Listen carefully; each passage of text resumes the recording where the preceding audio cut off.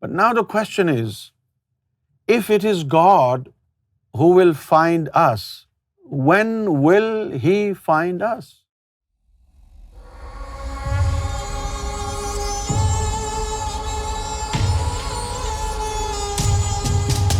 We're going to start day 8 with a statement from Bayazid Bastami Rahmatullah alayh. He's one of the mystics of medieval Islam. And what a wonderful mystic he was. Somebody asked him, how did you find God? And he said, I never looked for God. God found me. Now the question is, what was so distinctive about him that the entire world is left ignored by God and God found him?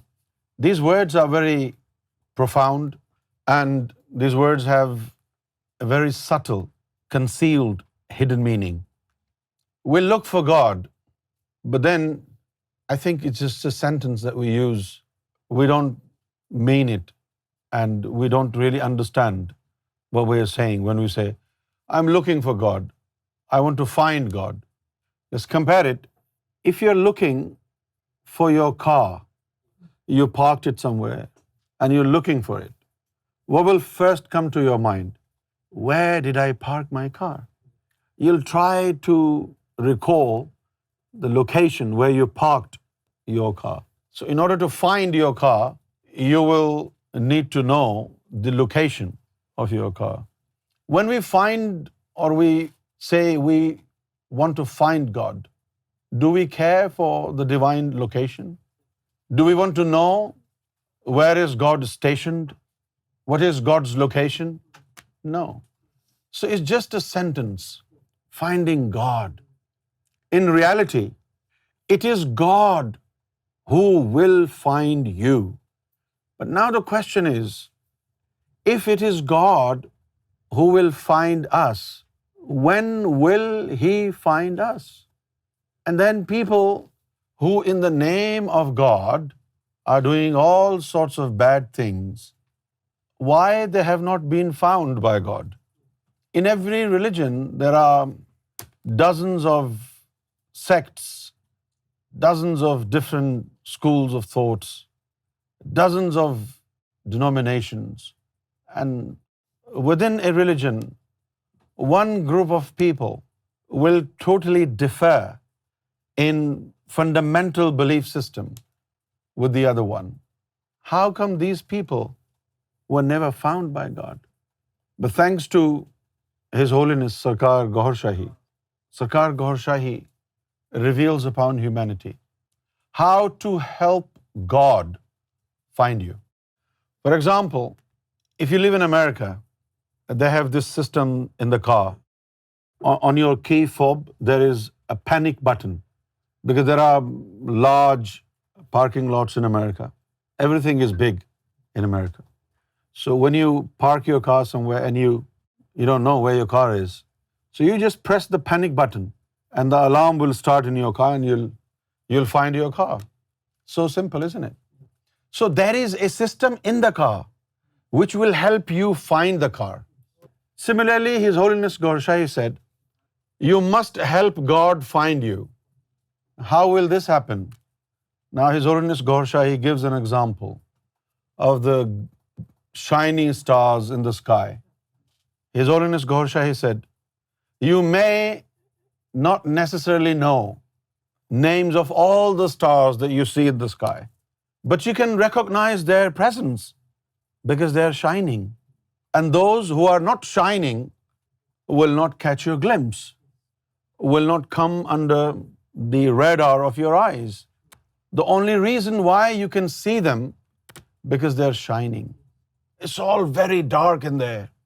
So in order to recognize anything, in order to spot anything, one has to stand out. In a similar way, His Holiness Gohar Shahi said, God looks at His beloved at all times.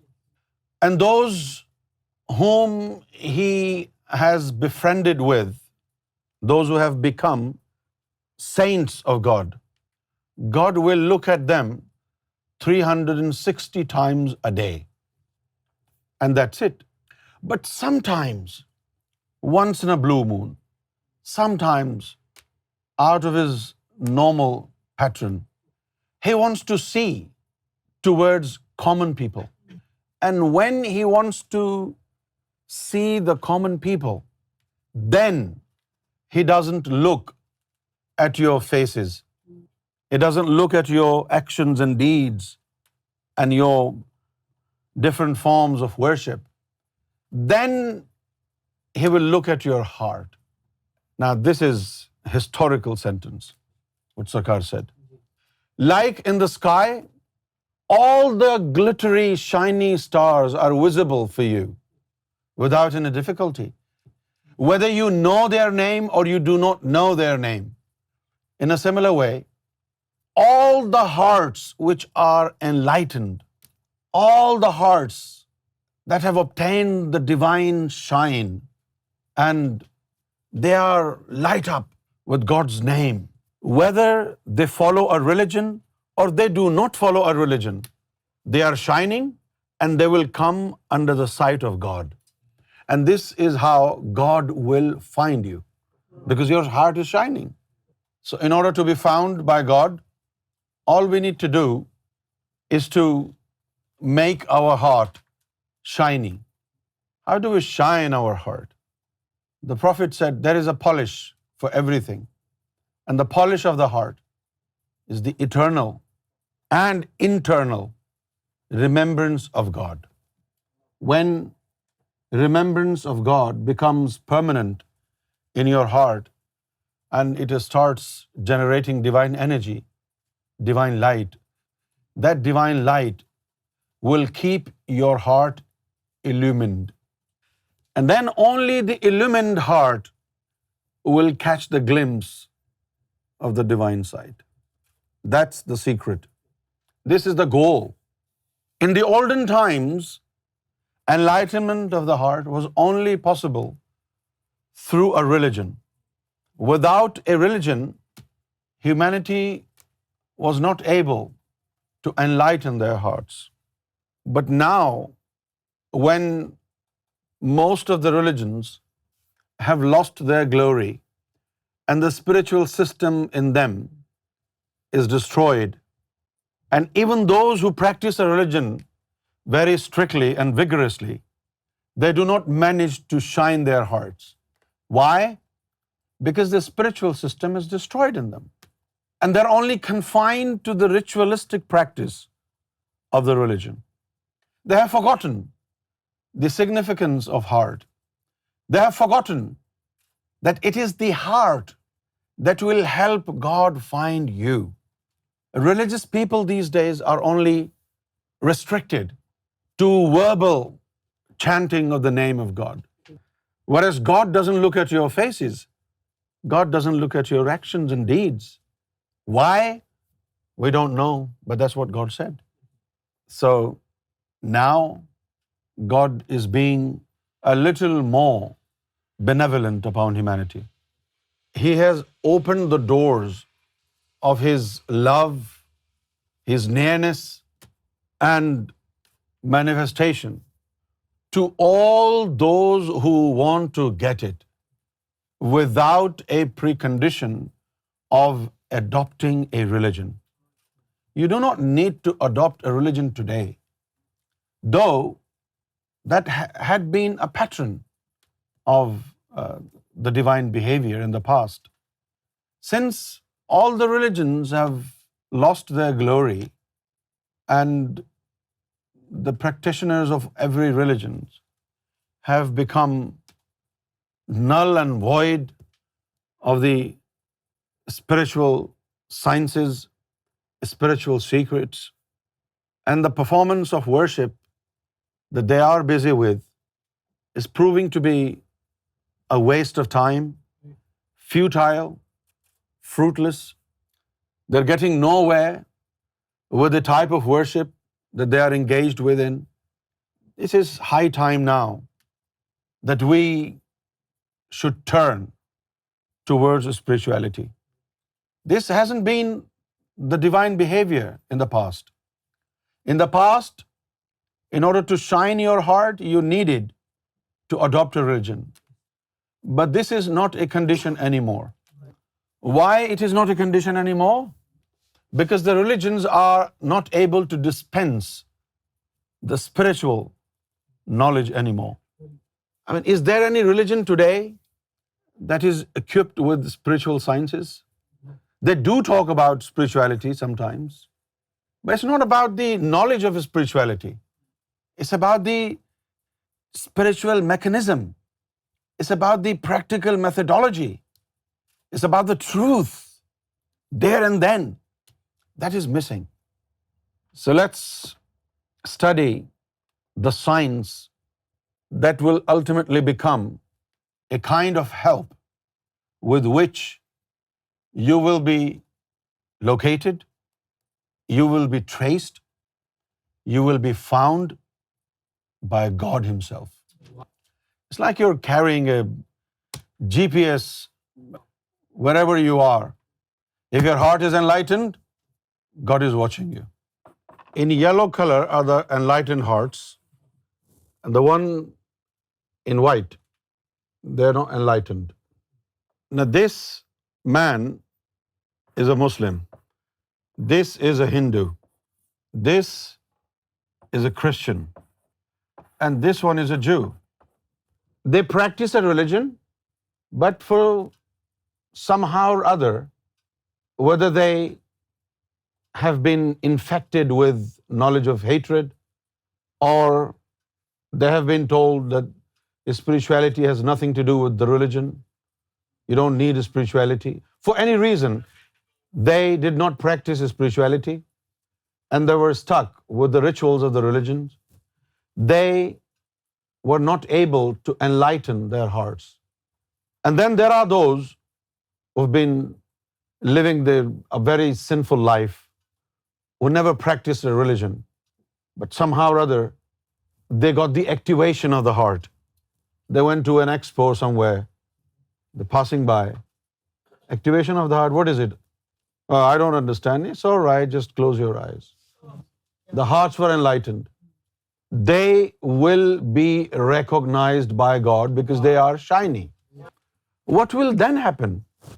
Once God has spotted you, after this spotting, you will be sort of registered with God. God will recognize your presence. And theophanies of God will start to descend on your heart. Theophanies of God. Now at this stage, your heart is already producing divine energy. And as soon as your heart became enlightened, it was spotted by God. And after the first sighting, when for the first time God sighted your heart, He will start to shower your heart with divine light. Baran-e-Rahmat. Now when the theophanies of God starts to descend on your heart, this is the time when you will develop a relationship with God. Now, God will take over as a guide from your spiritual master. And God will guide you now. And once you have been spotted by God, and the divine light, the theophanies of God have started falling on your heart will begin to feel God's presence around it. How? Because of the theophanies of God falling upon your heart. These theophanies of God that will descend on your heart will make God's presence felt by your heart. So this is God's presence. And this comes after the enlightenment of the heart. I hope you understand. So how do you obtain God's presence? Your heart is enlightened, and then one day, whenever God will want to look at common people, it's not every day. Sometimes He looks at them, and when He sometimes decides to look at common people, then He doesn't look at your bodies. He doesn't look at your deeds and actions. He will look at your heart. If your heart is enlightened, it will be automatically spotted by God. And when it is spotted by God, instantly the divine mercy, theophanies of God will start falling upon it. Do you understand my point? When you become a saint, they will become regular 360 times. But when you're not a saint, you just have an enlightened heart, then occasionally God will send His theophanies on your heart, bearing in mind the capacity and strength of your heart. And for you, this will be God's presence. In that moment when God's theophanies are falling upon your heart, you will feel the environment is filled with the presence. You will feel that God is here. And what is it that will make you feel God's presence? The theophanies of God falling on your heart. This is God's presence.